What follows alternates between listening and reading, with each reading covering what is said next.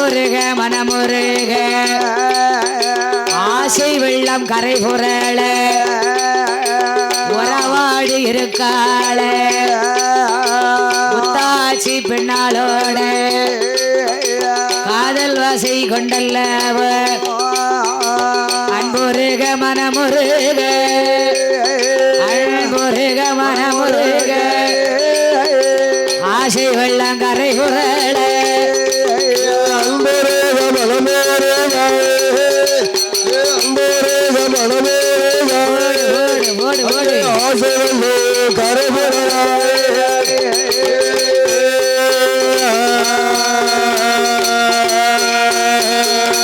முத்தாச்சி பெண்ணாளோட எங்க முத்து நல்ல புதியவர் ஆசை வெள்ளைத்தால் கரபுரண்டு கணவனும் மனைவியுமாக உறவாடுகிறார்கள். கட்டியன் கணவன் போன்று கொண்ட மலாளன் போன்று மன்னவனும் தேவியுமாக பஞ்சன மெத்தையில படுத்துறங்குகிறார்கள். ஐயா முத்து புதியவன் முத்தாச்சி அரண்மனைக்கு போவதும் வருவதும் இது வழக்கமாகி போச்சு. வழக்கமா பழக்கமாவே ஆகி போச்சு.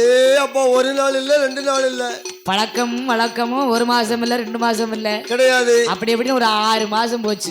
அப்போ 6 மாசம் ஐயா 6 மாசம் போறாரு. நேர்லயே போனாரு. திருட்டு தலை பார்த்தா நேர்ல போக முடியுமா? நேர்ல போனா ராஜா வெட்டி கொண்டு போடுவாரு. வெட்டிடுவாருல. அப்ப என்ன பண்ணா தெரியுமா? திருட்டு தலை முத்துப்புதியவே மாயாஜால வித்தையில மாயாஜாலையில கண்கட்டி வித்தையில காவலுக்கு இருந்த தலையாரிமார்கள் எல்லாம் கண்ணை கட்டி ராஜா உள்ள கோட்டைக்கு அந்த முத்தாச்சி அரண்மனைக்கு முத்து நல்ல புதியவர் வரக்கூடிய வேளையில இப்படி 6 மாத காலமாக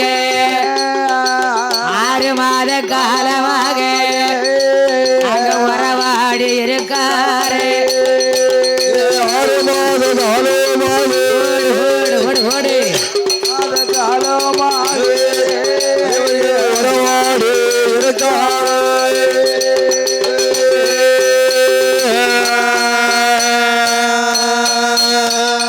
அப்படியாகவே ராஜா பிள்ளையாருடைய அரண்மனைக்கு வந்து முத்து புதியவன் முத்தாச்சி பெண்ணாளோட 2 பேருக்கும் பழக்கம் ஆயிருச்சு.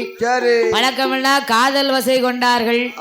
கட்டிய கணவனாக கொண்ட மணாளனாக காதல் வசத்திலே காதல் உருக அன்புருக மனமுருக ஆசை வெள்ளமானது கரை புரள ஒரு மன்னவனும் தேவியும் எப்படி வாழ்ந்து வருவார்களோ அதே போன்று முத்து புதியவனும் முத்தாச்சி பின்னால் வாழ்ந்தாங்க.